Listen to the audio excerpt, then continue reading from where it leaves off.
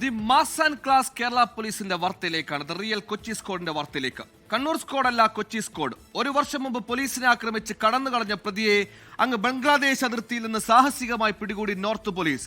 2.5 kilo കഞ്ചാവുമായി പിടികൂടിയ തൻവീർ ആലമാണ് പോലീസിനെ വെട്ടിച്ച് 1 വർഷത്തോളം ഒളിവിൽ കഴിഞ്ഞത്. തൻവീറിന് അതിസാഹസികമായി പിടികൂടുന്ന ദൃശ്യങ്ങളും 24 ലഭിച്ചു.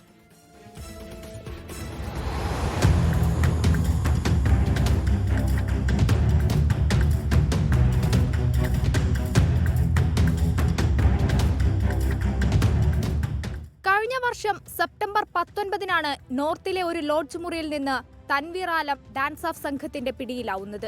2.5 കിലോ കഞ്ചാവും ഇയാളുടെ പക്കലുണ്ടായിരുന്നു. എന്നാൽ അപ്രതീക്ഷിതമായി തൻവീർ ഡാൻസ് ഓഫിലെ ഒരു പോലീസുകാരനെ ആക്രമിച്ച ശേഷം കടന്നുകളഞ്ഞു. പിന്നാലെ ട്രെയിൻ കയറി ബംഗാളിലേക്ക് നാടുവിട്ടു. 1 വർഷം കഴിഞ്ഞു.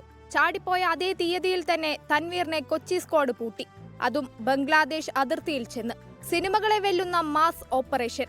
ഗ്രാമത്തിന് പുറത്തു നിന്നുള്ളവർക്ക് പ്രവേശനമില്ലാത്ത സ്ഥലം. അപരിചിതർ എത്തിയാൽ പുറത്തു കടക്കാൻ ഒരൽപ്പം ബുദ്ധിമുട്ടും. ചിലപ്പോൾ ജീവൻ തന്നെ നഷ്ടപ്പെട്ടേക്കാം. അവിടെ നിന്നാണ് നോർത്ത് പോലീസ് സംഘം തൻവീറിനെ പിടിച്ചുകെട്ടി കൊച്ചിയിലെത്തിച്ചത്.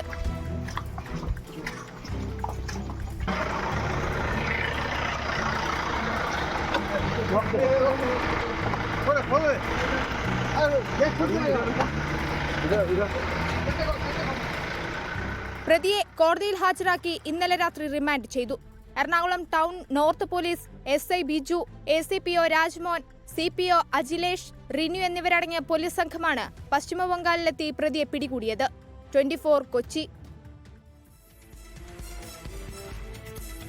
രക്ഷപ്പെട്ട ദിവസത്തിന്റെ 1-ാം വാർഷികത്തിൽ തന്നെ തൻവീറിനെ ബംഗ്ലാദേശ് അതിർത്തിയിലെത്തി പിടികൂടി കൊച്ചി പോലീസ്. ലോകത്തെവിടെയായാലും ഏത് സമയത്തും 24 വാർത്തകളും ഓഗ്മെന്റഡ് റിയാലിറ്റി പാക്കേജുകളും എക്സ്പ്ലെയിനറുകളും വിശദമായി കാണാൻ ഞങ്ങളുടെ YouTube ചാനൽ നിങ്ങൾക്ക് സബ്സ്ക്രൈബ് ചെയ്യാം.